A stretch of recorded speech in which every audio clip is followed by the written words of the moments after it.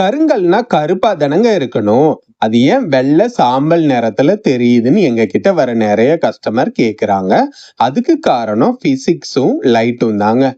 ஒரு கருங்கல்லோட மேற்பரப்புல சின்ன சின்ன கண்ணுக்கே தெரியாம நெறைய ஓட்டைகள் இருக்குங்க. மைக்ரோ அளவுல அது இருக்கும்.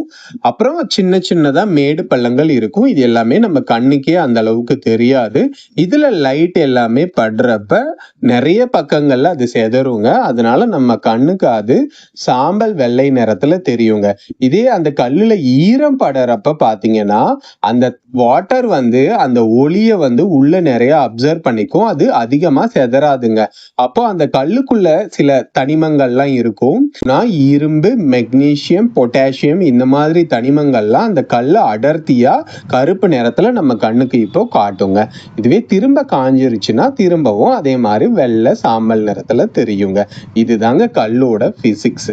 இந்த மாதிரி குவாலிட்டியான பவுல் கல்வம் காம்போ ஆஃபர்ல இப்ப நம்ம கொடுத்துட்டு இருக்கோம். தேவைப்படுறவங்க கான்டாக்ட் பண்ணுங்க. கல்லோட உண்மையான கலர் கருப்பா வெள்ளையான்னு நீங்க கமெண்ட் பண்ணுங்க.